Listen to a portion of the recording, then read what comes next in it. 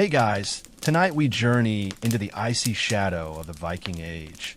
Not to raid, not to feast, but to lie flat on our backs, sweating under a pile of wolfskins, wondering if this next cup of medicine is going to help, or just finish us off. The longhouse groans in the wind, the smell of salt, smoke, and something suspiciously fishy curling into your nose. Outside, the fjord is frozen. Inside, your head burns. The healer is coming. She has a pouch. It squelches. You probably won't survive this. So, before you get comfortable, take a moment to like the video and subscribe, but only if you genuinely enjoy what I do here. Also, tell me where you're tuning in from and what time it is. I love reading those. Now, dim the lights, maybe turn on a fan for that soft background hum, and let's ease into tonight's journey together. Your fever broke sometime around midnight, then came back with reinforcements. You're not exactly sure anymore if you're shivering or sweating. Both, maybe. Outside the longhouse, the wind howls like some god is dragging a wet net through the trees. Inside, the fire has died down to red lumps and low smoke. The wooden beams above you creak, the thatch letting in little sneaky gusts of ice.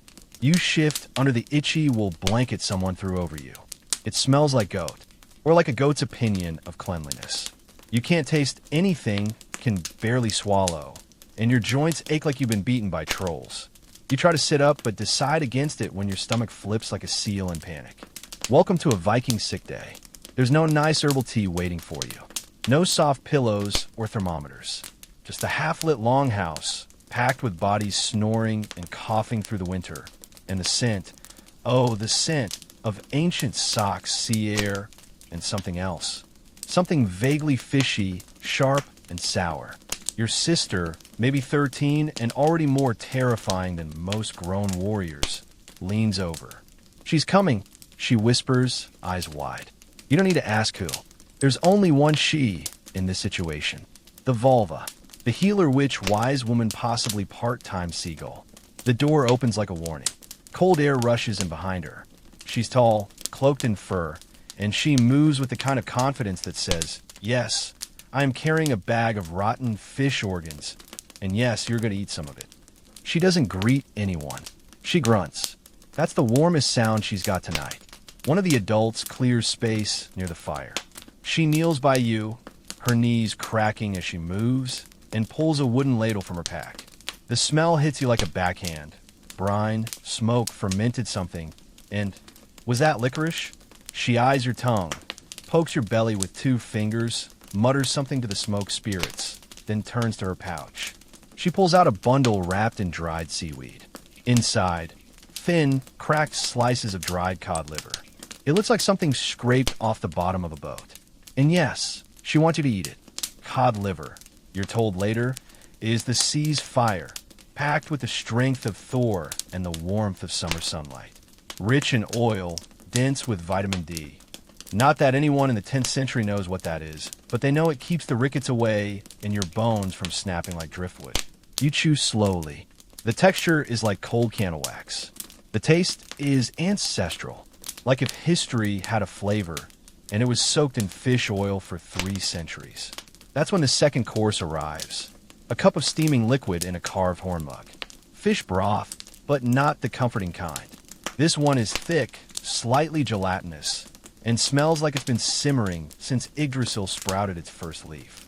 You drink, because refusing isn't really an option when the vulva raises one brow. It slides down like a warm eel, and you feel it settle in your stomach with a slippery hug. This isn't just folklore. Archaeological digs in Norse settlements have uncovered residue in pottery that contains remnants of cod oil and boiled fish proteins. Historians agree fish-based remedies were common, especially in coastal villages where fresh water and fresh food were scarce in winter. But here's where it gets fishier. Some claim that the fish wasn't just for nutrition. It was a spiritual cleanser. The sea was both feared and worshipped, a liminal space between life and death. Fish, pulled from its depths, were seen as carriers of both power and purification. Still, not every scholar is sold on this idea. Historians still argue whether the reliance on fish during sickness was out of reverence or just brutal winter practicality. When your fields are frozen and your livestock thinning, a fishy cure is often just the only cure. You're not sure if it's working. Your fever still burns, but your body begins to relax. Maybe it's the hot broth.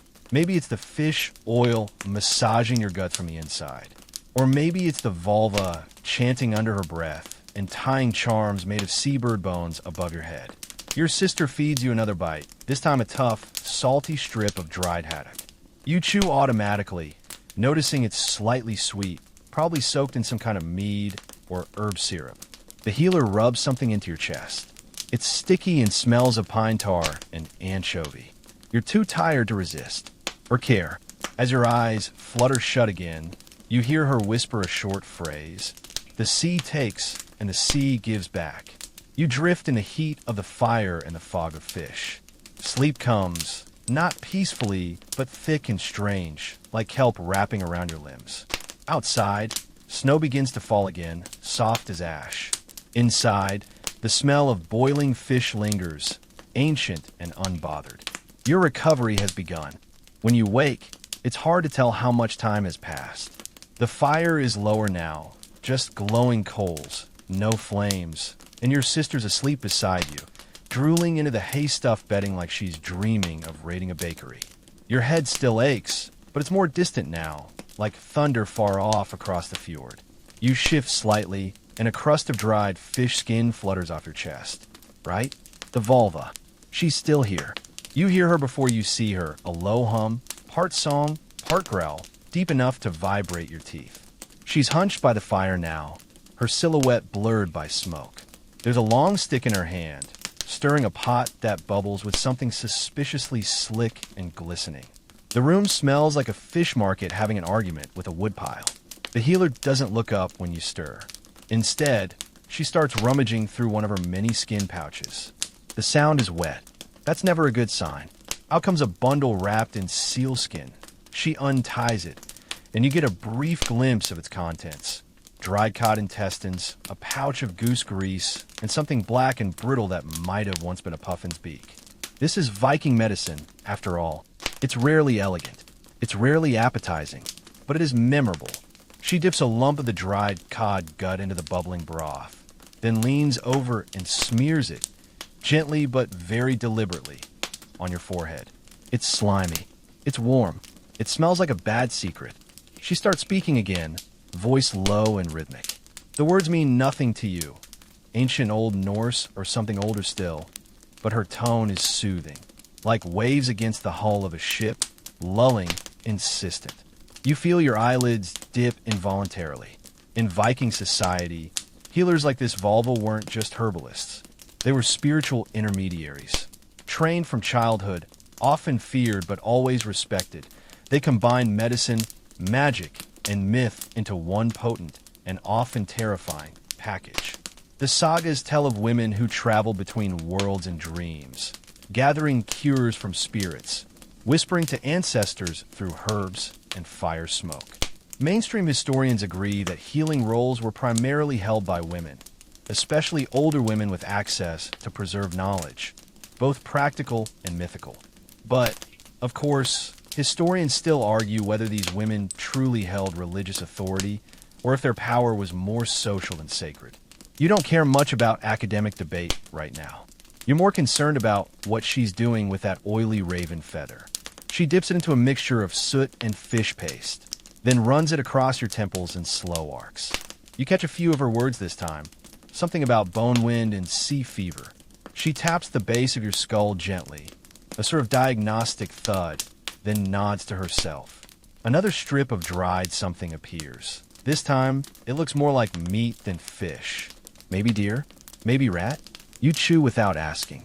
Salty, sharp, with a faint metallic aftertaste. She presses her palm to your chest as you swallow, murmuring again. Her skin is calloused, but her touch is firm and precise. Like she knows exactly what part of your ribs still remembers the illness. The others in the longhouse are used to this. No one stares, no one flinches. A few cough.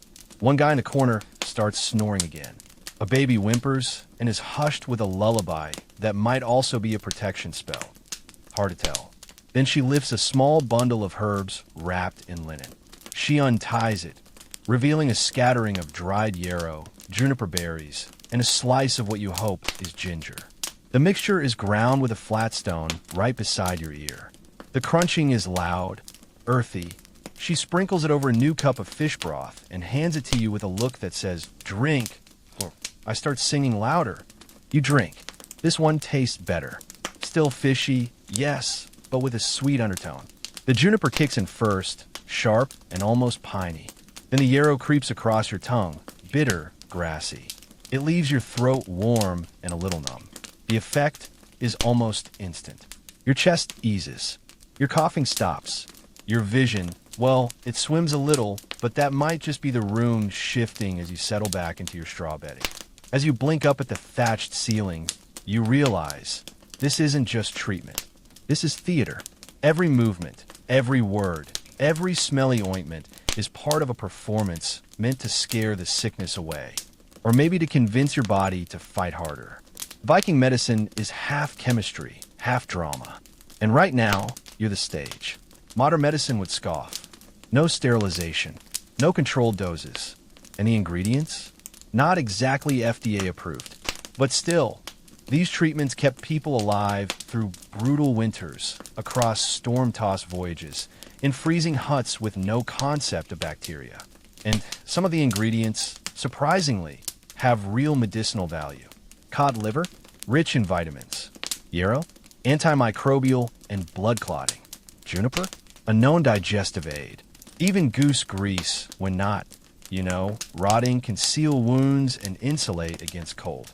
Of course, then there's the part where she spits into the fire and throws a pinch of powder bone in after it. That's less textbook. Some believe these dramatic rituals created a placebo effect so strong the body responded out of sheer belief. Others think there's more to it. Energies, spirits, frequencies the modern world has long since tuned out. But historians still argue whether these rituals were spiritual necessities or just cultural coping mechanisms. You don't have the energy to argue either way. You just know that for the first time in days, you're not entirely miserable. The vulva finishes her murmuring, gives you a final nod, and wraps her materials with the same care she used to unwrap them. Then, like a fog, she drifts back toward the door. A gust of snow whirls in as she steps outside, leaving behind the scent of fish, pine smoke, and something ancient.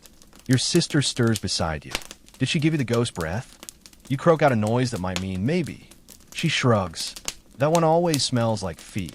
You both fall asleep again, the longhouse breathing softly around you, the fire crackling low, and your belly full of broth that smells like a fishing dock but feels strangely comforting. Outside, the snow deepens. But in here, you're warm, safe, and maybe, just maybe, getting better. You wake up coughing. Not the tight, feverish coughing from before. This is wetter, heavier, the kind that brings something up. You roll over and spit into the ash near the hearth. It's a little green. Not ideal, but progress. Your sister's gone. The longhouse is quieter now. Maybe midday? Hard to tell. Sunlight barely makes it through the thick smoke and tightly sealed slats. The air is thick with the smell of wet wool and, still fish. You sit up slowly. Your back cracks in 5 different places, and you feel like someone spent the night stomping on your ribs with wooden clogs. The fur blanket slips off your shoulders, revealing a crusty smear of fish paste from the vulva's handiwork. You start peeling off, but stop when the warmth in your chest seems to fade slightly. Just then, the door creaks open. Your brother enters, carrying a bowl. You're hopeful for a second. Maybe it's porridge? Some warm, sweet barley? Maybe even a chunk of bread? Nope. The bowl holds a steaming, milky gray liquid. The top glistens with a film of oil that jiggles slightly as he walks. There's something floating in it. Thin slivers, pale and curled. They look like pickled snakeskin. You know better now. You know exactly what this is. Fish broth. Again. But this isn't just any broth. It's the broth. The one the clan saves for only the worst illnesses. Made from cod heads, simmered with onions, herbs, and something you suspect might be lichen scraped off a cliff. Your brother grins. It's fresh. They just finished boiling it. You give him a look that says, I have smelled fresh garbage more appealing than this, but you accept the bowl anyway. He plops down next to you, completely oblivious to the trauma you're experiencing with each spoonful. The broth is thick and strangely chewy. Some of the fish skin has gone gelatinous, and you're fairly certain one of the floating pieces has a tiny eyeball still attached. You close your eyes and focus on the warmth spreading through your belly. That part, at least, is welcome. Fish broth was more than food in Viking households. It was a healer, a purifier, a kind of edible talisman. In winter months, it was often all they had: dried fish, fish oil, fish bones, all boiled into a thick sludge and spiced with whatever herbs survived the frost. Rich in fat and minerals, it helped people recover from everything from frostbite to fevers. And yes, it always smelled like a sea monster's armpit. Your brother nudges you. Want to know what's in it? He asks, in a tone that's already telling you don't. You sigh. Sure. Ruin it. Fish head jelly, he says with a grin. And dry bladder bits. From that giant cod Dad caught before you. The vulva says bladder's good luck. You close your eyes and take another sip because at this point, why stop now? Not every Norse remedy was mystical or symbolic. Many were born out of resourcefulness and necessity. When illness struck, they turned to what they had: dried fish, bone marrow, fat, herbs, and the occasional deer antler ground to powder. And then there was fermentation. Because of course some bright soul thought, what if we left the fish alone for a while, let it rot slightly, and then ate it? You hear the word before you see it. Hakarl, someone mutters behind you. The bowl in your hands trembles slightly. You glance over your shoulder. The man in the corner, the one with the perpetual cough and suspiciously few teeth, grins at you with a mouth full of what looks like rubber bands. He's holding a cube of something. It's pale, greasy, and somehow both dry and sticky at the same time. He offers it like a gift, or a dare. You recognize it immediately. Fermented shark. Hakarl, the Viking version of a medicinal prank. You try to wave him off, but your brother eggs you on. Come on, just a bite. It clears the head. Yeah, and peeing on a torch brightens the room, but that doesn't make it smart. Still, you take the piece. Peer pressure is eternal. The moment it hits your tongue, your brain sends out an alert. This is not food. This is betrayal. It tastes like bleach, like death's own breath after a night of oysters and regret. You gag, swallow, and immediately regret all of your life choices. The man claps you on the shoulder. See? Better already. There's a theory, probably invented by desperate healers, that the ammonia-rich stench of fermented shark could sterilize the throat and lungs. That breathing in those sharp fumes would kill whatever was growing inside you. It didn't help that Hakarl was traditionally made by burying a Greenland shark underground for weeks and letting nature do the work. After the fermentation, it was hung to dry in open air, then cut into chewy cubes and served like candy from hell. Historians still argue whether this was truly medicinal or just punishment disguised as tradition. Your eyes are watering. Your brother's laughing so hard he nearly spills your broth. Even the baby in the corner lets out a suspiciously well-timed giggle. You lie back down and try to forget what just happened. But Hakarl lingers. Not just the taste. Oh no, that would be too merciful, but the smell. It's in your nose, your skin, your very soul. As you stare up at the ceiling again, you try to remember how sickness felt worse than this. It's hard to say, but strangely, your throat does feel a little clearer. Your fever is definitely fading. And your stomach, well, it's staging a quiet protest, but it hasn't fully revolted. That's something. You wrap yourself in the blanket again, the taste of fermented sea monster still dancing on your tongue. Maybe there's something to all this. Maybe the fish did help. Or maybe your body is just too stunned to keep being sick. Outside, the snow falls heavier. Inside, the vulva's herbs burn gently in the hearth, and the scent of sea, salt, and something vaguely medicinal fills the longhouse like a storm you've somehow outlasted. The next time your eyes blink open, it's dark again. Not the cozy, fire-lit kind of dark. The Viking winter at 3 p.m., and it's already pitch black kind of dark. The longhouse creaks under the weight of a fresh layer of snow, and you can hear someone chopping wood outside. dull thuds echoing through the frozen stillness. Your breath puffs in little clouds. It's gotten colder, much colder. You shiver and sit up, the wool blanket falling into your lap. The fever seems to have burned itself out, but now there's a new problem. The medicine has decided to start exiting, loudly, from somewhere below your ribs. You glance at your sister's sleeping form. No help there. Just a tangled mess of hair and elbows. You shuffle toward the back of the house, to the latrine pit. More of a frozen hole in the corner. Honestly, embrace yourself. The rest is undignified. By the time you make it back to your bed, someone's already noticed you're up. Good, says the voice of an elder, emerging from the shadows. You'll need strength for the next one. You freeze. The next what? He grins. The shark wasn't the last course. Of course not. You never get that lucky. He sits beside the fire and pokes it back to life. Sparks drift upward. You watch him pull something out from a leather pouch. It's wrapped in a clean cloth, which already feels suspiciously formal for Viking food. He unwraps it slowly, revealing a small pile of something. It's pale, cubed, and slightly translucent. It jiggles when he pokes it. This, he says with reverence, is cured fish marrow, pickled in whale urine. Very old recipe. Your body sends up a unanimous no from every organ. But it's too late.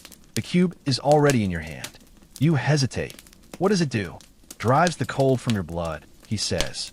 Or maybe it just distracts you until you forget you were sick. You pop it into your mouth. It's rubbery, tart, faintly sweet, and deeply wrong. You chew slowly, try not to think about the whale urine part. That's not even confirmed, to be fair. But you did hear someone say it, and now the idea is stuck. You swallow, and your stomach burbles in protest. It turns out that Viking medicinal food often blurred the line between nourishment and punishment. If it made you sweat, cry, or scream into a blanket, it was probably considered effective, especially if it had been fermented, smoked, or buried for at least a week. Tonight's menu features all of the above. As the elder tosses fish bones into the fire, you lean back and watch the smoke curl toward the rafters. It mixes with the ever-present tang of dried cod and something sharp, an herby scent you can't quite place. A moment later, a bowl is passed into your lap. It's filled with an unappealing beige mush, topped with a chunk of what looks like congealed lard. You stir it and find flakes of white fish, chopped onions, and... is that crushed eggshell? Your sister, now awake and peering over your shoulder, nods. Shells are good for your bones. Are they, though? You ask, poking the bowl with suspicion. Historians still argue whether Vikings routinely consumed ground bone or shell as a calcium supplement, or if this was more of a ritual ingredient, meant to harden the spirit or echo the strength of fallen warriors. Either way, you're fairly certain no one tested this on volunteers. You eat slowly. The fish mush isn't the worst thing you've had this week. It's salty, heavy, and leaves a coating on your teeth, but at least it doesn't taste like fermented despair. The elder nods approvingly. Good. Tomorrow you get the shark liver paste. Can't wait. You mutter, mouth full. He laughs and slaps your back, so hard your spine shifts. Then comes the tea. Well, tea. More like a mug of warm water with floating seaweed strips and a few suspiciously red berries bobbing at the top. It smells slightly like brine, slightly like pond water, and fully like someone made it as a dare. Still, you drink. The warmth spreads through you like fire. Not the comforting fireplace kind. The sudden, racing heat of panic. Your skin flushes. Your eyes water. Your sinuses clear so fast you feel like you've inhaled winter itself. What's in this? Red algae and crowberry, your sister offers. And maybe birch bark. I think. The healer swore by it. Algae was said to cleanse the blood. Crowberries, sour, tough little things that somehow grow even when snow coats the earth, were full of what they called frost blood, said to chill fever or draw it out, depending on the brew. No one seems to agree. Scholars now believe those berries were rich in antioxidants and red algae, full of minerals. Maybe the Vikings were onto something. Or maybe they were just constantly boiling the ocean and seeing what worked. You lean back again, this time full, sweating, and very awake. Maybe too awake. Your heart's still thumping from the algae tea, and your lips feel like they're humming. The elder offers you a grin. You'll sleep like a rock tonight, or like a man with too much fish in his belly. You believe him. You crawl back to your bedding, ignoring the weird buzzing in your ears and the vague scent of pickled bones still lingering in the air. Your body aches, but it's a dull ache now, not the fevered, burning kind. Just a reminder that you've survived another round. You close your eyes. Behind your lids, you see waves. Hear gulls. Smell, ugh, shark again. But still, you're healing. And as the longhouse settles around you, and the wind howls softly outside, you finally drift off. Not into fever dreams this time, but real, restful sleep. One layer deeper than before. Maybe tomorrow you'll ask if they have anything that doesn't smell like the inside of a fish barrel. But for now, you rest. You dream of fish. Not majestic salmon leaping through waterfalls or sleek silver herring darting between rocks. No, your dream fish are sweaty. Somehow. They lurch at you with pickled eyes and open mouths, offering ladles of soup and whispering, "One more sip, just one more." You wake with a start. Your sister is already chewing something beside you, hunched over a wooden tray. Her fingers are slick with oil, and she's gnawing on what looks like the leg of an unfortunate bird. You groan and roll over, but the smell follows you, savory, fatty, and underneath it all, a ghost of sea rot. "You're up," she says through a mouthful. "You missed breakfast, but I saved you the bones." How generous. She gestures to the tray. And there it is, your next remedy/meal, a paste made from honey, herbs, and something pale and powdery. You dip a finger in and taste it. Sweet. Floral. And crunchy? Reindeer antler, she chirps. Ground fine, for strength. You freeze mid-chew. The gritty texture now makes a lot more sense. Reindeer antler powder was believed to carry the life force of the animal, its power, endurance, and bone-deep resistance to cold. The idea was simple. Consume strength, inherit strength. Vikings used powdered antler in everything from warrior tonics to healing brews, especially when someone had been weakened by illness. Mix with honey and dried yarrow. The result is oddly pleasant. Not just sweet, but soothing. The yarrow brings a gentle bitterness that cools the back of your throat. Your stomach, still cautious after yesterday's fermented shark adventure, doesn't object. That's a victory in itself.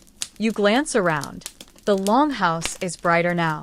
Light from outside filters in through the smoke holes and cracks in the wood. The fire's been stoked, and someone's hanging a new batch of drying fish along the rafters. The smell is intense, but no longer unbearable. Maybe you're just getting used to it. The elder returns, this time carrying a thin wooden board with strange markings. Not runes. Spoons. He sits beside you and lays out the contents. A row of carved spoons, each filled with a different substance. He holds one up to your mouth before you can protest. This one's sharp, almost peppery. You cough a little and blink the tears from your eyes. What was that? He grins. Horseradish and goat bile. You nod slowly. Good to know. Apparently, this tasting board is a common tool for sick days. Each spoon contains a different remedy, some to stimulate digestion, others to ease coughing or fever. Most are herbal, though herbal here means anything from ground bark to boiled moss to powdered snail shells. You survive 4 spoons. One tastes like spicy river mud. Another makes your tongue numb. One, disturbingly green, tastes exactly how a swamp would feel if you tried to lick it. Still, you endure. And after the 5th spoon, something shifts. Your sinuses crack open like thawing ice. Your head clears. Your back straightens. You feel okay? Not great, but almost human. The elder watches you closely. That one worked. You'll keep eating that. You nod, because obviously your opinion doesn't really matter. Then comes the bone brew. This one's not fishy. Thank Odin. It's warm and savory and smells like earth and old campfires. The taste is rich, gamey, with a slight sweetness. You spot slivers of carrot, chunks of root, and tiny white flecks floating near the surface. Bone broth, your sister says. Reindeer or elk? Maybe both. They use the bones from last season's hunt. You sip again. It coats your mouth like melted butter and sits in your belly like a warm rock. You can feel it soaking into your limbs, replacing the weakness with something heavier, stronger. Bone broth wasn't just food, it was strategy. Made from slow-boiled joints, marrow, cartilage, and whatever herbs were on hand, it delivered collagen, minerals, and fat. Perfect for cold winters, healing wounds, or strengthening the sick. Modern nutritionists now praise bone broth for all those reasons. The Vikings didn't have lab coats, but they knew what worked. You finish the bowl slowly, savoring every bit. This might be the first thing you've eaten in days that didn't make you want to crawl into the fjord and vanish. Just as you're starting to relax, your sister picks up a strange bundle from the tray beside her. It's tied with sinew and smells minty. She unwraps it to reveal a tangle of dried leaves and tiny flowers. Then she tosses the whole thing into the fire. Immediately, the room fills with a new scent, herbal, sharp, and slightly smoky. It stings your nose in a way that makes you feel like you just got slapped by a very polite forest. It's a breath charm, she says, for healing lungs. The smoke curls around you, pulling the fish stench back into the walls. It's oddly comforting. The combination of warm broth, sweet honey, herbal smoke, and relative peace almost tricks you into believing well, almost. But then, of course, the vulva returns. She doesn't speak, just eyes you with a gaze that says, "You're not out of this yet," and places a small cup in your hands. The liquid inside is dark, viscous, not quite liquid, not quite gel. It smells smoky, metallic, and yes, just faintly of fish again. "What's this?" you ask. "Blood wine," she says. You blink. "Sorry, what?" She explains, "This is a rare medicine, made from warm goat's blood, mead, herbs, and sometimes bits of liver or lung, whisked into a drink before it sets. It's drunk warm, for vitality, for heat, for calling the fire back to your bones." You stare at the cup like it just confessed a crime. But you drink, because that's the rule now. The taste isn't bad, surprisingly. Slightly sweet, earthy, with a sharp iron tang at the end. It tastes like history, like the way a battlefield might taste if someone added honey and cloves. You lean back, heart pounding a little faster, warmth blooming in your chest and cheeks. Your skin hums. Your limbs feel loose. Lightheaded, yes, but no longer sick. Historians debate whether blood-based drinks were truly common or saved for only the most extreme illnesses. Some argue it was tied to ritual sacrifice. Others think it was just about nutrients, liquid iron, warm fat, a desperate grab at survival. Either way, it works. You lie back down, the wooden beams blurring above you. The vulva smiles, just slightly, and disappears again. You close your eyes and drift. Not into dreams of fish this time, just warmth, and the faint hum of your breath, steady now, like waves against the shore. You wake to a strange sensation, a kind of tacky cold pressing into your chest. You crack one eye open. The fire's embers glow faintly, casting long shadows on the beams above. Most of the house is asleep again, bundled in furs and murmuring through dreams. But you're wide awake because someone or something has just smeared a thick, greasy layer of something horrendous across your sternum. You slowly lift the edge of your tunic and squint down. It's shiny, and it reeks. If dead fish and melted candles had a child, and that child was abandoned in the sun for 3 days, this is what it would smell like. Your sister's voice, sleepy, mumbled, comes from behind you. Whale oil poultice. Of course it is. You take a cautious sniff and immediately regret it. Your sinuses go to war. Your chest prickles as the salve warms to your skin, seeping into every pore with oily determination. Somewhere across the room, the vulva mutters something approving and returns to her perch beside the hearth. You're too stunned to even glare at her. The idea, apparently, is that the whale oil draws out the illness. Sickness in Norse thinking often lived just under the skin, lodged in the blood, in the humors, or in the invisible breath of the sick. A poultice like this, sticky and dense with blubber, would either trap the badness or coax it out slowly. You're not sure if it's coaxing anything out, but it's definitely coaxing your last nerve into a tight little knot.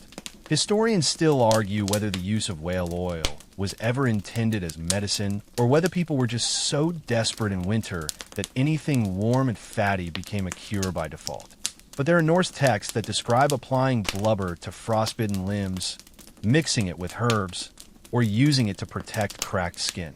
Tonight, it's slathered across your chest in thick strokes, like someone tried to baste a human roast. Your sister turns over and adds helpfully, "That's the good stuff. Aged 3 winters. Great. Aged like a fine wine, made entirely of regret." As the minutes tick by, the smell doesn't fade, it intensifies. The heat from your body seems to activate the scent, like you're a particularly tragic candle. You swear you see a mouse wake up and flee to the other side of the house. But strangely, you also feel calmer. Maybe it's the warmth. Maybe it's the slight pressure. Or maybe your brain is too overloaded to panic anymore. You lie back, breathing shallowly, trying to focus on anything that doesn't smell like whale armpit. The vulva rises again, her footsteps soft across the packed dirt floor. She carries another bundle, this one wrapped in mossy cloth and stained at the edges. She doesn't speak as she hands it to your sister, who opens it like a present. Inside are fat-soaked flax strips, reindeer hair, and tiny beads of hardened resin. Your sister takes one strip, warms it between her palms, then gently presses it against her chest, right over the whale oil. The resin clings like sap, and suddenly, your whole rib cage feels encased in nature's version of duct tape. "There," she says, nodding proudly. "Now, it'll hold the heat." You attempt a thumbs up, but mostly just gurgle. In many Viking households, poultices like this were passed down by family recipe, often unique to each clan. Some use sea salt, others crushed herbs, or even ash from specific burnwoods. The key was heat, absorption, and layers. Lots and lots of sticky, smelly layers. By now, your chest feels like it's been wrapped in a very determined seal. You can hear your own heartbeat thumping beneath the goo. And despite the smell, despite the creeping sense that you're slowly turning into a Viking casserole, you have to admit, your breathing is easier. The tightness in your lungs is softened. The ache between your shoulders has dulled. You drift in a half-sleep and dream again. But this time it's not fish. It's whales.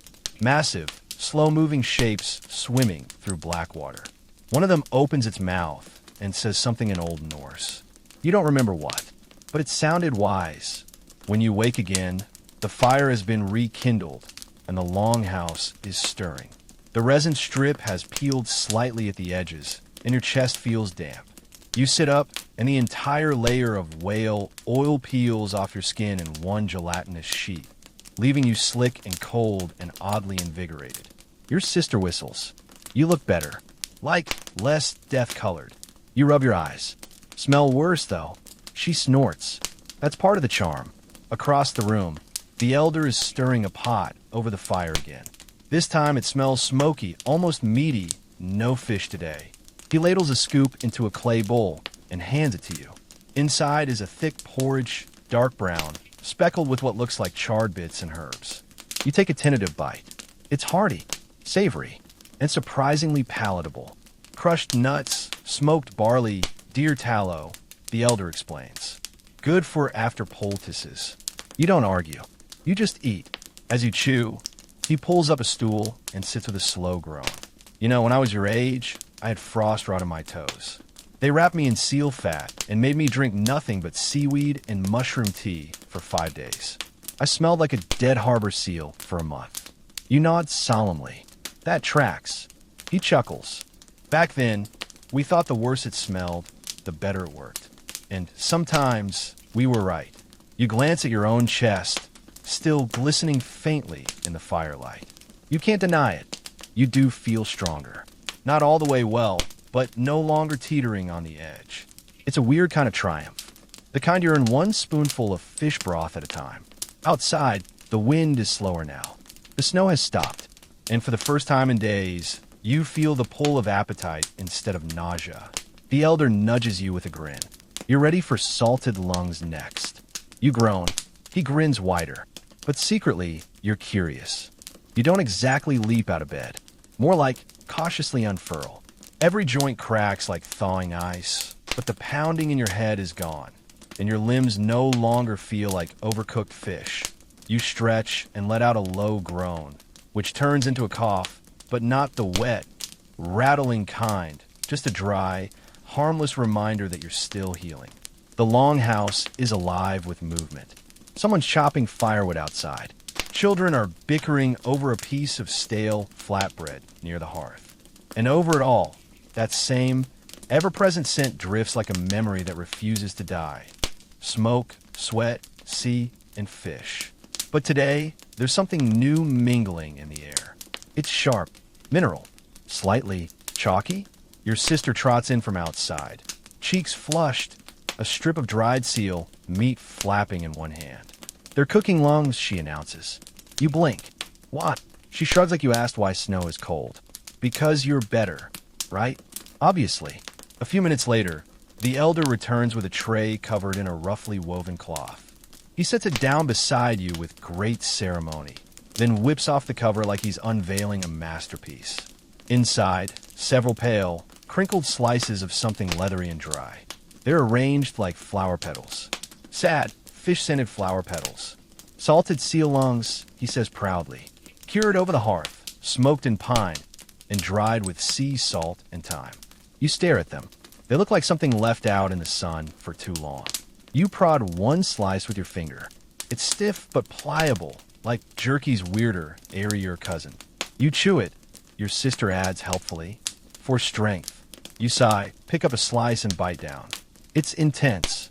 The texture is spongy, yet tough. Like chewing a salted balloon. The flavor? Sharp, salty, vaguely coppery. Not exactly pleasant, but not as traumatic as fermented shark. The elder watches, nodding slowly. Good. Seal lungs hold the breath of the sea. You eat them, you take that strength. Makes your lungs stronger after fever.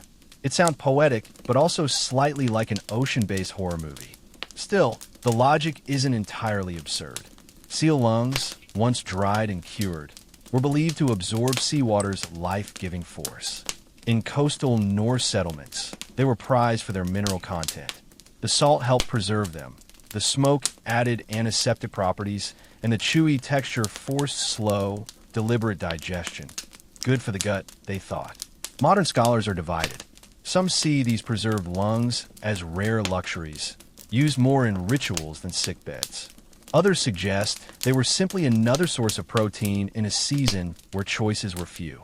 Historians still argue whether seal lungs were considered medicine or just a weirdly popular snack. You take another bite.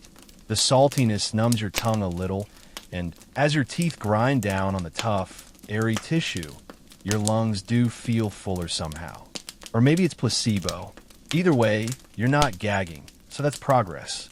Your sister sits beside you and steals a piece. They say the salt pulls the sickness from your belly.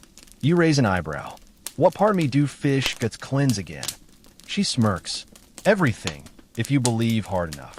There's laughter from across the room.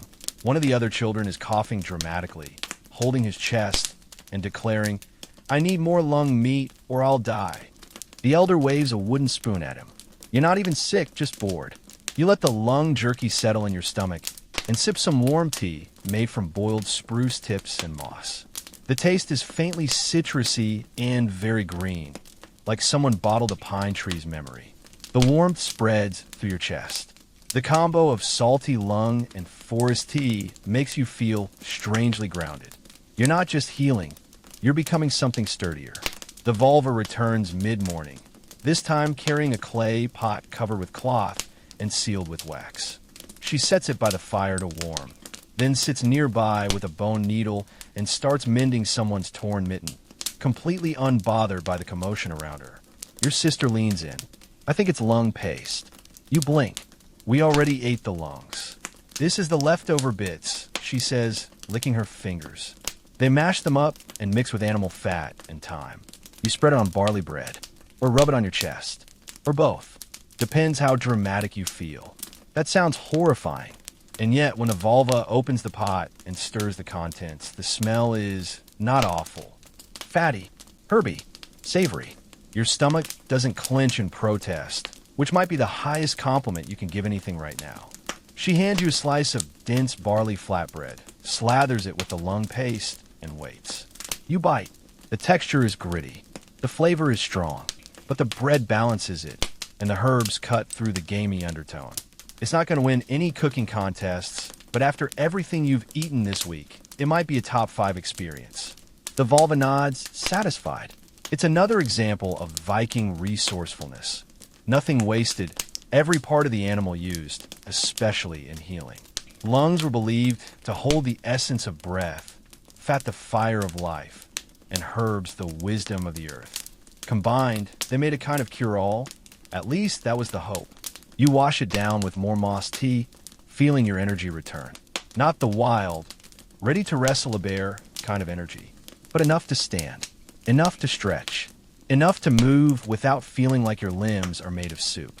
Your sister helps you to your feet. You want to sit by the door for a bit? Fresh air might help. You nod. She throws a bearskin around your shoulders, and together you shuffle toward the heavy wooden door. She lifts the latch, and cold air rushes in like a slap. It's clear outside. The snow has stopped. The fjord is frozen solid, white and shimmering in the pale morning light. You sit on the bench just inside the doorway, legs wrapped in fur, breath curling in soft clouds. And there it is again, that smell. The sea, still there, but now layered with wood smoke in winter. You can feel in your chest, in your breath, longer, deeper, stronger. Salted lungs, spruce tea, and all. You smile. You're sitting just inside the doorway, bundled in a heavy bearskin, when the next remedy arrives. Not with ceremony, but with the unmistakable slosh of something very alive in its container. The brewer appears, reeking of smoke, damp wool, and what can only be described as aggressive fermentation. His beard is matted. His hands are stained. His grin is both proud and apologetic. "I brought you the ale," he says. Your stomach, which has just begun trusting you again, whispers, "Please no." But your sister lights up. The gut rot ale, the brewer beams. Experimental batch. Very healing. Might also cause dreams. Or screaming. Hard to say. He hands you a horn cup. It's warm, foamy, and something stringy floats across the top like seaweed trying to escape. You peer into the froth. Is that a fish scale? Spruce tips, dried herring guts, bog rosemary, and birch sap, the brewer says proudly. And a hint of old bread to help it talk to your insides. You stare at him. To talk. Digestive conversation, he says with a wink. You'll see. Everyone's watching. Even a vulva looks mildly curious. So you take a sip. It hits your tongue like a slap. Sweet and bitter, earthy and sour. The spruce is sharp, almost minty, and then the fish comes in, slow and sly, like it's been hiding in the corner of your mouth this whole time. There's something citrusy, almost lemon-like, but not pleasant lemon. More like lemon's sinister cousin. You gag slightly. The room bursts into laughter. But you take another sip, because that's what you do now. You eat the lung jerky. You drink the bone wine. You survive the ale. Fermented drinks were a cornerstone of Viking life. Mead, ale, and various herbal brews weren't just for feasting. They were medicine, morale, and sometimes even spiritual tools. Ale like this, brewed with local herbs and whatever scraps of grain and flavor they could find, was believed to loosen the humors, spark digestion, and stir the blood. Modern experts still debate what was actually in these brews. Spruce needles, for example, are high in vitamin C, good for scurvy even if they taste like soap made by a forest witch. Fish guts less so. Historians still argue whether entrail-based Alesh were common medicinal tools, or just someone's idea of a dare. The cup is empty now. You didn't enjoy it, but you drank it. That's how you know you're healing. The brewer nods. You'll dream now, and when you do, the dream will show what's left of the sickness. You open your mouth to respond, but instead burp something that smells faintly like pine and regret. He claps you on the shoulder and wanders back to his barrels. Later, As the light fades and evening settles like frost across the beams, your belly grumbles. Not in protest this time, just confusion. You lie back near the hearth. The fire's glow flickers across your face. The longhouse hums with quiet noises. The soft click of bone needles sewing leather. The crackle of logs. Someone quietly playing a stringed instrument that sounds like a sleepy cat purring. And then it begins. The dreams. You're walking through a forest made of fish bones. The trees are tall, white, and creak in the wind. The ground is made of dried cod skins. You step carefully, and with each footfall, the earth whispers, "Heel, heel." A seal wearing a cloak of feathers approaches and offers you a mug. You drink. It tastes like the ale. Then the seal explodes into 1,000 sprigs of rosemary. You wake with a start, mouth dry, heart thumping. Your sister's staring at you. You mumbled something about a feather seal, she says. You nod slowly. He was nice. The vulva is already crouched beside you. She doesn't ask what you saw, just places a small stone in your hand, warm from her pocket. It's smooth, marked with faint lines, and smells faintly of burned herbs. You saw the last of the sickness, she says, as if that settles it. You glance at the stone. It does feel final, heavy, but not burdened, as if it's holding what you've let go. She places a new bowl beside you. This time it's porridge. Real porridge. Barley, honey, and a few chunks of root vegetables. No fish. No organs. No suspiciously moving ingredients. You take a bite and nearly cry. The vulva gives you a look that could mean you're welcome, or don't get used to it. Then she vanishes again. You're not dizzy anymore. Your skin is no longer crawling. Your breath comes clean and steady. Even your cough has faded into nothing more than a tickle. Still, the ale sits strangely in your gut. You hear the brewer from the other side of the room. Good dreams. You nod slowly. I think I spoke to an herb. He chuckles. Then it worked. Herbal beer, especially those made with spruce and bog plants, was considered a way to connect the body and spirit. Not always pleasant, not always safe. But when illness had no clear path out, the Vikings gave it one, through sweat, dreams, and fermented courage. There's still debate among historians over whether these Alash were truly medicinal or were just the last hope of a desperate culture facing frost, famine, and filth. But for now, it worked. You sit up straighter. Your joints ache less. Your mind feels clearer. And your mouth, well, still tastes like seaweed and bark. But that's a small price. Outside, a storm is starting again. The wind howls like a wolf hunting the coastline. But inside, you're steady, warm, awake. You survive the gut rot ale. You survive the fish lung paste. And maybe, just maybe, you start to feel human again. By the next morning, your stomach has finally stopped flipping coins over whether to keep its contents or surrender them to the gods. That alone feels like a miracle. You stretch cautiously. No dizziness. No fever chills. Just a dull, lingering ache like your body's been through a full-scale Viking raid, with you as the village. Your sister hands you a small lump wrapped in cloth. What now? You ask warily. She grins. Seaweed wrap. You wear it. You unwrap the bundle. Inside is a damp, briny tangle of green and brown seaweed. Its edges crisp from drying, but the center's still flexible and cool to the touch. It smells exactly like the shore after a storm.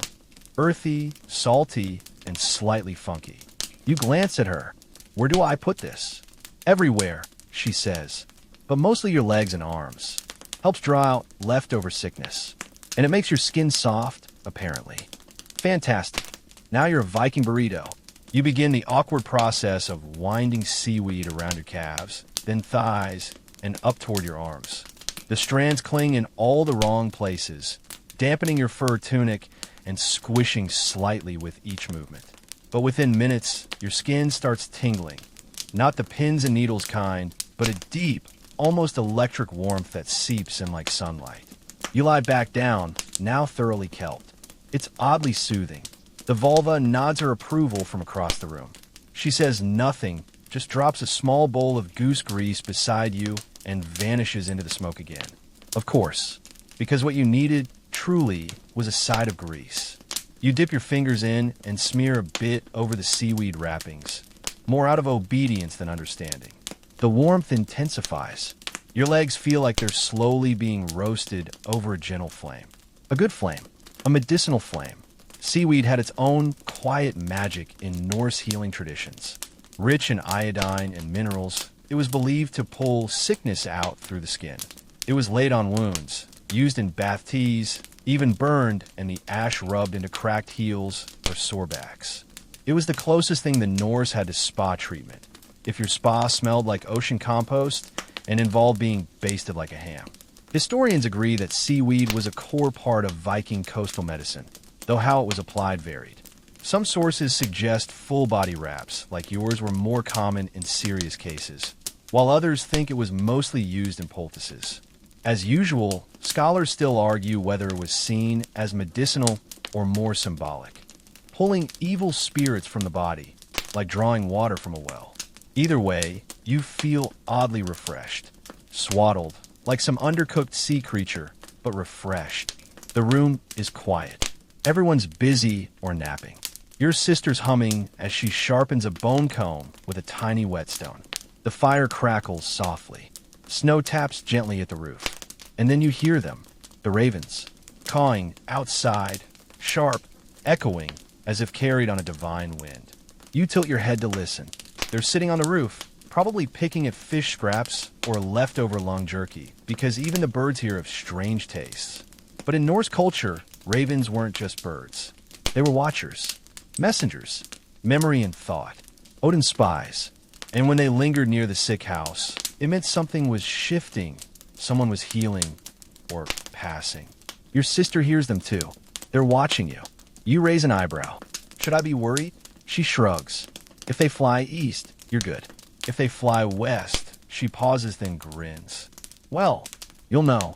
The ravens caw again, then flap upward, circling once before disappearing toward the fjord. You smile. Guess I'm good. She nods. They didn't want your seaweed. That's one way to look at it.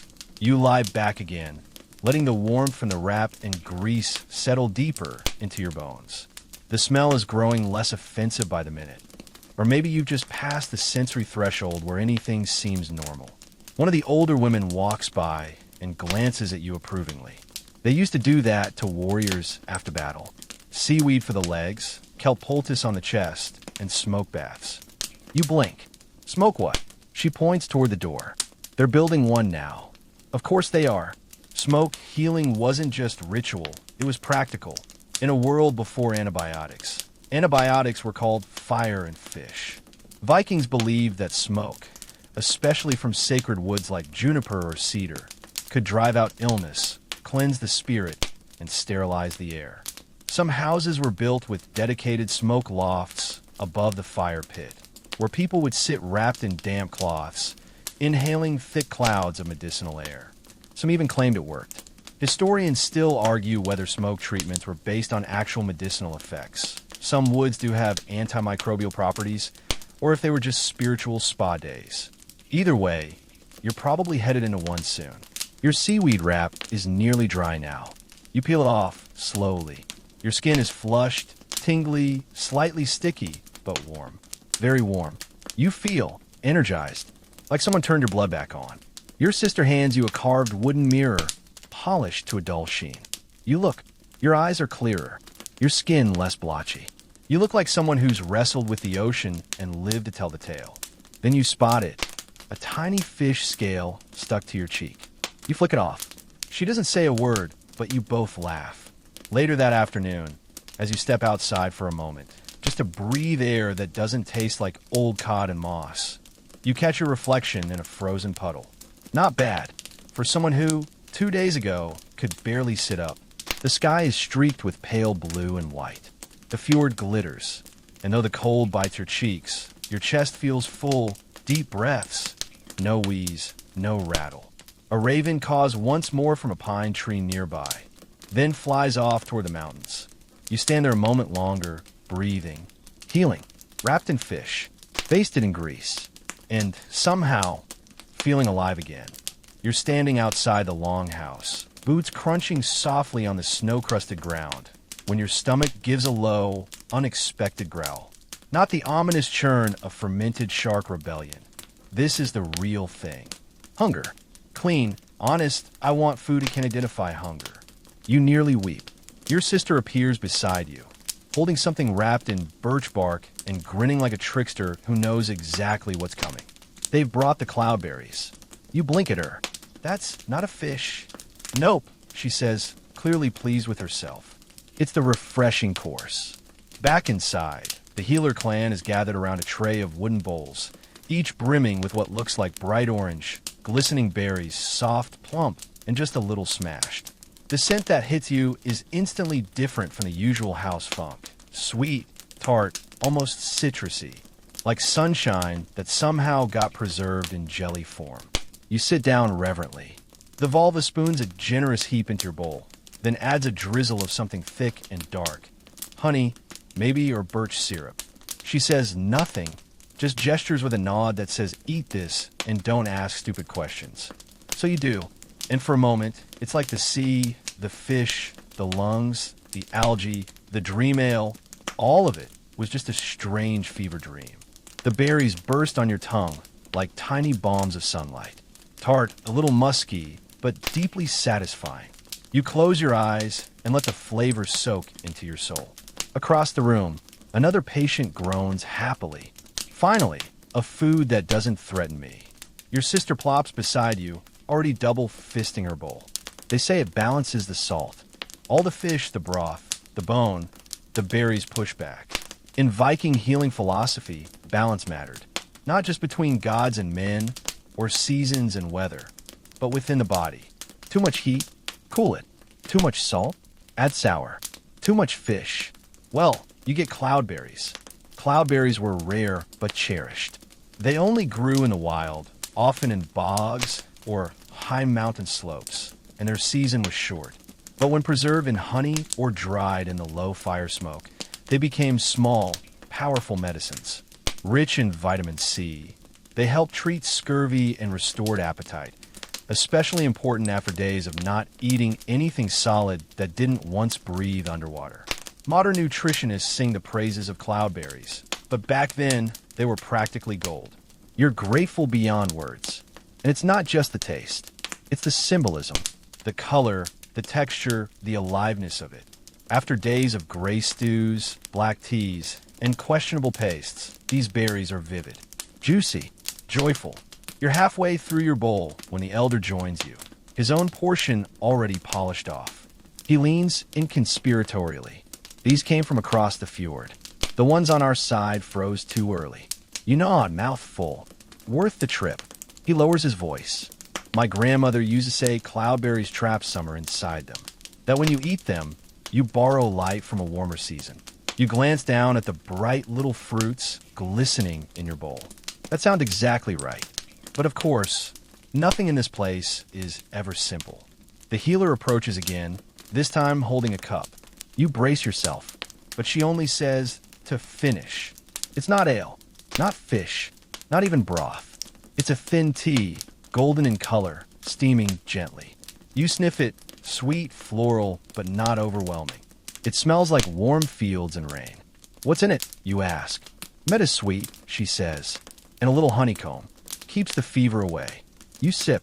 It's delicate, almost too delicate to notice after the heavy fish soups and tangy long paste. But there's a softness to it that you didn't know your throat still needed. It glides down like a lullaby. She nods, satisfied, then crouches beside the fire again. You lean back on your elbows, belly warm, breath steady. Outside, snow begins again. Light and lazy, more decoration than threat. The fire crackles. Someone's humming a song that doesn't have words, just long, slow notes that make you want to float. As the berries digest and the tea settles in, the other patients begin telling stories. That time I got soaked in the fjord and coughed for a month, until they wrapped me in seal intestines. The birch sap tonic that gave me hives but fixed my ears. The eel vinegar I accidentally drank. Tasted like a dare and a regret. Everyone laughs, the kind of laughter that only comes when the worst is over. And sitting among them, you realize you're not the only one who's suffered the culinary creativity of Norse medicine. Everyone here has survived some sort of briny ordeal. You've earned your place. The vulva finally speaks again, breaking her long silence. Tomorrow, you eat like the rest. It takes a second to register. You're done. Not cured, exactly. There's still a lingering ache behind your eyes, and your knees feel like they were replaced with driftwood, but your time in the sixth circle is over. Tomorrow, it's porridge, not poultice. Salted pork, not fermented long. Bread and cheese, not seaweed and grease wraps. You lie back, content. And just as your eyes begin to close, your sister leans in and whispers, "Don't forget the fish oil before bed." You groan, but she's already skipping away, cackling. Of course, there's still fish oil. There's always fish oil. But for now, your mouth still tastes of cloudberries. And that's enough. Morning comes without fanfare. Just a slow brightening behind the slats of the longhouse, a shift in the creak of the rafters, and the quiet, unmistakable scrape of someone stirring porridge in a clay pot. You lie there a moment, wrapped in warm furs, feeling your body, working again. Your breath is clear. Your joints ache less. Even your hair feels less like it's been glued to your skull with pine tar and shame. But today isn't about feeling comfortable. Today is about soup. Again, except this one's different. You can smell it before you even sit up. Thick, savory, metallic. It rises through the air like steam from a battlefield. Heavy, meaty, and tinged with something gamey. Your sister appears, carrying a wooden bowl that sloshes with reddish liquid. She hands it to you and waits with the wide-eyed joy of someone who knows what you're about to suffer. You peer into the bowl. Suspended in the broth are globs of congealed fat, strips of root vegetable, and, floating lazily in the center, dark crimson swirls. Blood. Obvious. Unapologetic. This is reindeer blood soup. You look up at her. Seriously? She shrugs. You're almost better. They say this kicks the last of it out. You also said that about the shark, and the seaweed, and the lung strips. But this time it's true, she says, already chewing her own portion. You lift the bowl. It's warm, but not boiling. The smell hits your nose like hot iron and wet moss. The broth is thick with marrow and something else, something that coats your tongue just from breathing it in. You take a sip. It's intense. The first taste is salty and coppery, unmistakably blood. But then come the layers.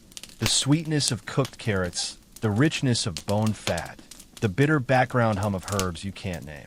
It tastes like the forest during a thaw, like something primal and old and not meant to be eaten while making eye contact with another human. Still, it's oddly comforting, like your body understands it better than your brain does. In Viking times, blood soup wasn't just a meal, it was an event. Especially in winter, when fresh meat was scarce and energy was currency. Blood from freshly slaughtered reindeer or elk was mixed with water, fat, herbs, and sometimes grains. Heated gently until just thickened, not boiled, or it would curdle. It became a kind of dark elixir. A warrior's broth, a hunter's breakfast, a convalescent's final test. You drink another spoonful, try not to think about what part of the reindeer it came from. Don't want to know what's floating in this, you ask. Better not, your sister says. Could be kidney bits, could be mushroom chunks, could be deer teeth. She's joking.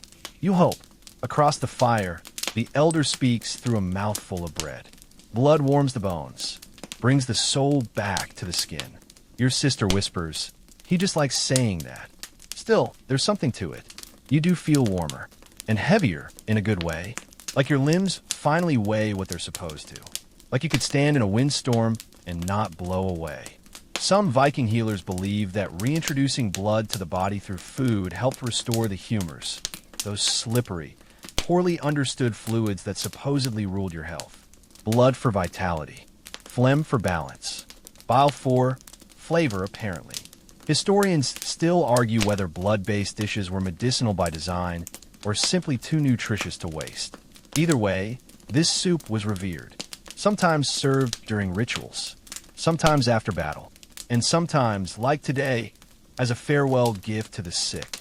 You set the bowl down, halfway finished. Not bad, you say. Your sister looks shocked. You're definitely healing. Still smells like something died in a boot, you add. She grins. Better than something lived in it. A fair point. Later, as the others gather for morning chores, you step outside. The air is razor cold, crisp enough to sting your lungs, but not enough to chase you back in. Your breath puffs out in soft clouds. The fjord is still frozen, but you can hear water trickling somewhere beneath the ice. The season is shifting, slowly but unmistakably. You stand there a moment, holding the last of your blood soup in its wooden bowl, and watch the ravens hop along the roofline, arguing about something only ravens understand. One of the hunters passes by, dragging a sled of firewood. He pauses, looks you up and down, and nods. Soup day, he says. You nod back. Reindeer. He winces. Good luck. Apparently, it's a shared experience. By midday, the soup is settled. Your body hums with warmth. You feel clearer, steadier. Your muscles still ache, but not in that sick, sagging way. This is recovery ache. Climb a mountain kind of sore. The kind that reminds you your body's still rebuilding. You lie back in a longhouse, belly full, limbs heavy, and watch the fire cast flickering shadows on the beams above. You think about how many strange things you've eaten this week. You think about the dried fish guts, the lung paste, the fermented shark, and the seaweed wraps. You think about how you still don't know what was in the gut rot ale. And maybe it's better that way. But mostly, you think about the soup in your stomach, rich and ancient, and how you somehow feel more you with every beat of your heart. You close your eyes. Somewhere in the fire's crackle, you can still hear your sister's voice. Reindeer blood tastes weird, she once said, but it works. You believe her now. They wait until just after nightfall. The fire is high, the wind outside calm, and the stars are smudged against the black sky like frost on glass. You're drowsy from the blood soup, so from a long day of not quite resting, but not quite working either, when your sister comes padding over with that glint in her eye. The one that usually means something's about to be unpleasant, but also hilarious. Ready for the dunk? She whispers. You blink. The what now? The ice bath. No, absolutely not. Before you can protest, two others are already pulling you to your feet, one on each side, grinning like wolves. You're bundled in fur and seaweed-scented underlayers, and your legs are about as stable as a deer on stilts. But apparently, you're ready. You get the full story on the way there.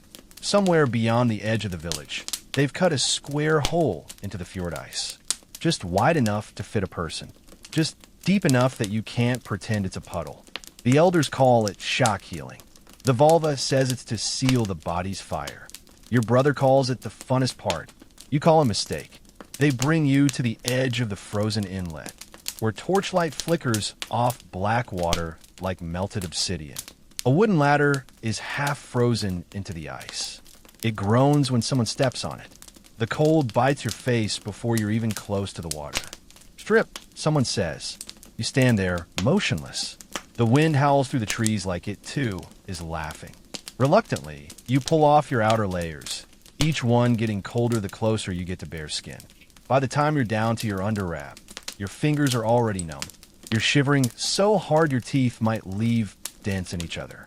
The elder, supervising the ritual, steps forward. 3 breaths, he says. Inhale the warmth. Let go. Then descend. You shake your head. This is how I die. He grins. Maybe, but you'll die clean. That's comforting. They take your arms, not forcefully, but firmly. This isn't optional. You take 1 breath. 2, 3. Then you step onto the ladder. The cold hits like a memory of your worst regrets. Your legs vanish into it first, sucked into the water like someone pulling off your skin 1 inch at a time. You gasp. You clench everything. You regret every decision that led to this moment. You descend lower. The water climbs your waist, then chest. You hesitate, hovering, teeth clattering. Your breath comes in short, ragged puffs. Then you go under. It's not pain. It's something deeper, like your body doesn't understand what's happening and panics in silence. Your thoughts slow. Your lungs seize. Everything contracts. Your muscles rebel. Your skin tries to climb out through your bones. Then, you come up, gasping, roaring, shaking like a newborn moose. Everyone cheers, because apparently near-death experiences are good entertainment. They haul you out, wrap you in fur, shove a hot mug of something into your hands, and sit you beside a fire pit that someone built nearby. You can't speak for the first few minutes. Your fingers don't work. Your nose drips. But something inside you is roaring. Your heart beats like a war drum. Your lungs feel 10 times larger. Your brain, oddly, is clearer than it's been in days. You blink, amazed. Your sister crouches beside you, grinning. Told you. You want to hit her. Instead, you just breathe, deep, full, glorious breaths. Scholars today have a field day with this practice. Some call it proto-cryotherapy. Others say it was spiritual. A few claim it was more about testing your will than healing your body. Historians still argue whether Viking ice baths were routine parts of recovery or rare rites reserved for the toughest patients. But it's documented in sagas, descriptions of warriors plunging into glacial streams after battle, of the sick being cleansed in snow melt before being wrapped in bear hides and smoke. Whatever the reason, it worked. You sit there, steaming in the torchlight, blood humming like mead in a kettle, and realize your headache is gone. Your limbs feel lighter. The strange ache behind your eyes, the one that's lingered like smoke since the worst day, is just not there anymore. You drain the hot mug. It's mead. Real mead. Not gut rot ale or liver broth. Sweet, smooth, and golden. It fills the last corner of your body that the ice didn't reach. The elder sits beside you. That's the last step, he says. Now the sickness can't follow you. You nod slowly, because it's frozen solid at the bottom of the fjord. He laughs, so loud it startles the ravens out of a nearby tree. By the time you're wrapped and dry and trudging back to the longhouse, you're exhausted in a way that feels good. Spent. Used. Like every ounce of energy in you has finally been wrung out and replaced. Inside, the hearth roars. You crawl into your bedding and melt into it like fat in a broth. You face the lungs, the shark, the dream ale. You've walked into the frozen fjord and come back. And now you're whole. You fall asleep faster than you thought possible, one hand still faintly smelling of pine and ice. And in your dreams, nothing fishy, just warmth. When you wake, it's not because someone's shouting or smearing seal guts on your face. It's because of the smell. A good one this time. Smoky, warm, a little sweet, and definitely fish. You groan softly. Not again, but this one's different. You sit up slowly, rubbing your eyes, and the scent wraps around you like a blanket. Rich cedar smoke, faint salt, something earthy, maybe even peppery. It smells like a memory of fish, not the thing itself. Like someone whispered the idea of the ocean into a campfire. You look toward the far side of the longhouse, where a small structure has been rigged up from stones and driftwood. Thin curls of smoke rise from its roof hole. Hanging from wooden poles are long, flat fish, place, you think, laid out like scrolls in a scholar's library, drying slowly in the warmth. It's a smokehouse, makeshift but effective. The elder notices you looking and gestures for you to come closer. Time for your breath treatment, he says. You hesitate. Haven't we covered all my breaths by now? He chuckles. This one's for the soul. You're bundled in a clean wool tunic and led into the small smokehouse. Inside, it's hot, but not fire hot. A dry, glowing heat that clings to your skin and seeps into your chest. The air is thick with cedar, alder, and a ghost of fish oil. You sit on a bench made from sea-smooth planks, and a blanket is draped over your shoulders. Then the vulva enters. She doesn't speak. She just drops a bundle of dried herbs, juniper, wild thyme, dried mushroom caps, into the embers at the center of the pit. They flare up instantly, releasing a tangy, spicy smoke that fills your nose and curls into your lungs. You breathe deep. You can feel it unraveling something inside you. Not physical, something heavier. A tightness in your ribs you hadn't noticed before. A tension in your shoulders. Smoke, it turns out, can do more than cook fish. It can soften people too. This is more than ritual. It's recalibration. The smoke clings to your skin, your hair, your clothes. You're sweating almost instantly. Your head swims, but not in a sick way. Just a gentle float. Your sister peeks in through the curtain. Don't pass out. You wave her away, eyes closed. The vulva hums softly. a melody without structure. She walks the edges of the smokehouse, trailing her fingers along the walls. Occasionally, she adds something new to the coals: birch bark, a twist of pine resin, a dried fish scale, of course. You breathe again. The air tastes like every season at once, like winter forests, summer sea, autumn bonfires. It doesn't matter if it's medicine or mysticism. Whatever this is, it's working. Vikings believed that breath carried the spirit. Illness could cloud it, break its rhythm, make it turn sour. Smokehouses weren't just for food. They were for people too. In the sagas, warriors recovering from injury would be smoked like meat to drive out the cold. Sick children were held in cedar smoke cradles. Old ones nearing death were sometimes wrapped in smoke and fur, their last breaths sweetened with herbs. Historians agree that smoke therapy was part of Norse life, though whether it was more medicinal or ceremonial is debated. But here, inside this hazy cedar box, it doesn't feel like either. It feels like pause, like the end of something, or the space before a beginning. You sit there, letting your mind wander until the heat begins to break your skin open with sweat. It drips slowly down your temples, your chest, your back. Your body is a river now, flowing, releasing, purging. The vulva taps your shoulder. Time's up. You stagger out of the smokehouse, blinking against the fresh air. It feels sharper now, cleaner, like the inside of your lungs just got swept out with a broom made of firewood and pine needles. Someone hands you a damp cloth. You wipe your face and feel, for the first time in days, light. You sit on a nearby stone, still wrapped in your blanket. A bowl of cool water is placed in your hands. You drink it slowly, eyes half closed, steam still rising off your arms. Your sister joins you, plops down with her own cup. You smell like breakfast. You sigh. I feel like breakfast. She pokes your cheek. Soft and squishy. You swat her hand away, but you're smiling. Later that night, back in a longhouse, you're handed a strip of smoke place. The very fish you saw drying earlier. It's thin, firm, and flavored with juniper and birch ash. You chew it slowly. No fishy aftershock. Just something rich and clean and final. Your stomach accepts it without protest. A good sign. The elder nods from across the room. Last food of the healing, he says. You look at the strip of fish in your hand, halfway gone, and realize this isn't just nutrition. It's closure. You've survived lung jerky, fermented shark, dream ale, seaweed wraps, and blood soup. And now, your final medicine is this. Just a sliver of clean, smoked fish and a belly full of steady breath. You go to sleep with the scent of cedar still in your hair. And you dream of nothing at all. Just calm. By the time dawn creeps in again, your body is caught up to your spirit. You don't wake with a groan or a cough or that slow, heavy dread that something inside is still plotting against you. No, today your limbs respond when you tell them to. Your head feels clear, your breath deep and smooth. And more importantly, your stomach growls.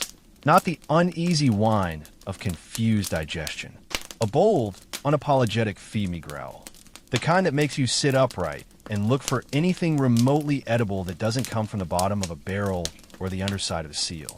You shuffle toward the fire, where breakfast is underway. But something feels different. No one hovers over you. No one checks your forehead. No one tries to rub goose fat into your scalp. You're no longer being treated like a delicate salted fish about to spoil. You're just part of the household again. You breathe it in, porridge. Warm, plain barley porridge. You've never been so happy to see beige food in your life. You ladle a scoop into a bowl, sprinkle a few dry berries on top. Nothing fancy, but real. Familiar, non-fermented. The taste is comforting in a way that only the ordinary can be. And as you eat, you realize something unexpected. You kind of miss the weird stuff. Not the shark, obviously, or the whale oil, but the rituals. The quiet hum of the vulva's voice in the smokehouse. The weight of the seaweed on your legs. The strange peace of sitting with seal lungs drying above you like sacred laundry. Your sister flops down beside you with her own bowl. She eyes your clean tunic, the new blanket folded behind you, the lack of visible fish crust on your skin. You're officially better, she says. You nod. She eyes you suspiciously. No more dream tea. Nope. No sea bird paste. No poultice. No fire chant. No fish broth with added mystery guts. Definitely nope. She sighs, mock disappointed. You're boring again. You grin. It's bliss. The elder passes by and thumps your shoulder with a meaty hand. You can chop wood today. You almost drop your spoon. Already, you're standing, aren't you? Hard to argue with Viking logic. And so, just like that, you're swept back into the rhythm of longhouse life. The chores, the sounds, the smells. But now you're a step removed from the haze you've been floating through for days. You move differently. Slower, more careful. But you move, and that's the victory. You spend the morning hauling logs, splitting kindling, and occasionally pausing when your body reminds you it's still catching up. Every now and then, someone checks in, not with fussing, just with a nod or a passing mug of spruce tea. And then, sometime in the early afternoon, it happens. You exhale, long, slow, deep, and for the first time, there's no cough, no hitch, no trace of fish. You pause, startled by the silence of it. That's when you realize your breath smells normal. No sour broth, no lingering cloudberries, no ghost of smoked cod or algae brewed ale. Just breath. You laugh, out loud, because of course it takes 2 days of being wrapped in seaweed and dunked in a frozen fjord just to make your exhale smell like nothing again. Around the hearth, people are preparing for the evening meal. This one isn't just nourishment, it's celebration. Not a feast, exactly, but a marker. A way to honor the moment the sick become the well. Tonight, the cook hangs a pot over the fire that doesn't smell like despair. Inside, thick root vegetables, chunks of wild game, and a dash of actual seasoning. Not fish oil, not lungs, just food. As the meal begins, you're given a seat near the center. Your bowl is filled first. Someone places a slice of oat bread at your side. There's even a bit of cheese. The vulva nods toward you across the flames, her expression unreadable, but her eyes soften just slightly. Your sister raises her bowl toward you in mock ceremony. To the sickest Viking who ever lived. You raise yours, and survived. She clinks your bowl with hers. Barely. The stew is hot, earthy. It tastes like a return. A quiet reaffirmation that your body, after everything, still knows what to do. Each spoonful is a small celebration of normalcy. You glance at the smoke curling up into the rafters and remember the fish, fermented, salted, dried, soaked, boiled, or smoldered. You remember the herbs, the blood, the dreams. You remember your own breathing, ragged and shallow, now deep and steady. You lean back and feel something strange, hunger again. Not just for food, but for the next thing, for movement, for light. For the season to turn. The wind outside smells cleaner. The snow has crusted with sun. Somewhere, you hear a raven calling from the forest edge, but it doesn't sound like an omen anymore. Just company. You're well enough to sleep without potions, to eat without a prayer first, to smile without your face cracking from dried whale grease. And as you finish the last of your bread, you realize the sea is still part of you now. Not because it cured you, but because it held you through fish and salt and smoke, through bitter brews and firelight chants. It's in your bones, your breath, but gently now, as memory, not invasion. The vulva lifts her bowl, speaks to no one in particular. The sea gives what it takes. You nod, and tonight, it's given you yourself again. The next morning arrives with a quiet stillness. No coughing, no scraping bowls of mystery broth. Just the low crackle of the fire and the rhythmic sweep of someone brushing ash from the hearth. You open your eyes slowly, blinking against the soft amber light. Your body feels strange, not weak, not sore, but like a structure recently rebuilt. The walls are standing. The roof is mended. The dust is settling. You swing your legs off the bedding and stand. No wobble, no gasp, just standing. It's strange how quickly the body forgets what normal feels like. Outside, the sky is a pale gray, not quite clouded, not quite clear. The snow has crusted into a soft shell, perfect for walking. Your sister waves to you from the drying racks where smoked fish hang like heavy parchment. She doesn't shout, doesn't ask if you're cold or hungry or dead. Just waves. You wave back. You don't even smell like fish anymore. Probably. You make your way toward the woodpile, not because someone told you to, but because it's there and your hands need something to do. Splitting logs feels good. Real. Solid. The thud of the axe, the crack of frozen pine, it grounds you. It's in that your thoughts begin to drift back. Not just to the worst of it. The sweating, the weird dreams, the fish lung paste, but to all of it. The slow layering of healing. Food, fire, ritual, and rest. The way every strange-smelling brew had its purpose. The way your body, despite all odds and eel-based drinks, said, okay, we're not giving up yet. By mid-morning, the longhouse is bustling again. Someone's boiling water with herbs, but it's not for you. Someone else is muttering about soaking fish skins for boot patches. A baby screams, a dog barks, and the vulva walks silently past, trailing a faint scent of burnt sage and salt. You catch her eye. She nods once. You nod back. No words. No lecture. Just the kind of shared understanding you earn in firelight and fever. And then she's gone again. By midday, you're eating a proper meal. Thick slices of barley bread with soft cheese, a chunk of dried venison, even a smear of berry paste that tastes like summer trying to sneak in early. You're still cautious, still chewing slowly, but your stomach doesn't rebel. It welcomes every bite like an old friend. You finish your meal beside the fire, leaning back, belly full, arms warm. Your sister flops beside you and hands you a carved wooden token. Your old charm, the one the vulva tied above your head in the worst days. You're supposed to throw in the sea, she says. Let the sickness go. You stare at it. The small knot of twine. The smooth shell. The bird bone etched with faint marks.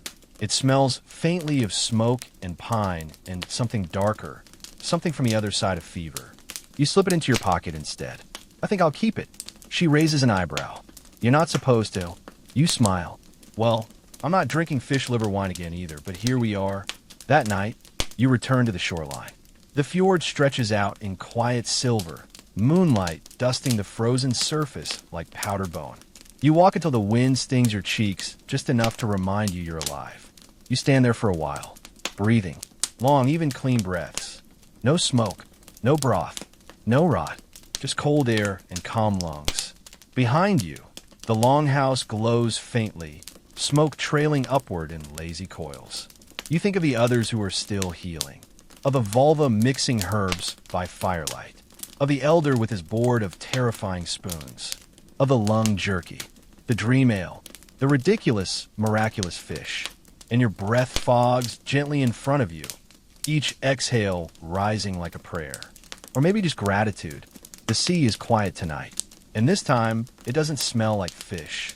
It smells like air. It smells like home. The fire is soft now, more glow than flame. Its crackling has settled into a hush, like the world itself is exhaling beside you. The longhouse is still. Even the wind outside seems to tiptoe across the roof. You lie back under your blanket, no longer heavy with sweat or herbs or layers of fishy poultice. Just warm, just tired in the best way. Your limbs feel long again. Your breath is steady. Every inhale smooth, every exhale gentle. Like the sea that once raged through you has finally grown quiet. Not gone, just peaceful. You remember the first spoonful of broth, the smoke, the dreams, the freezing plunge, all the strange, stubborn things your people did to keep the sick from slipping away.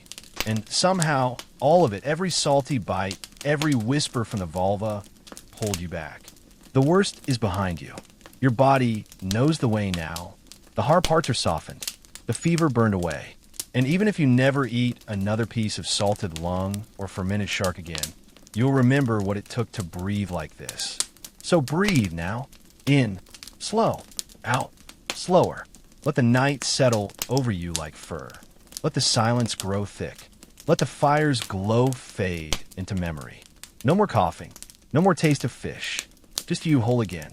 And as your thoughts drift further, as the dark folds in around you like warm wool, remember, you survived Viking medicine, and now you sleep.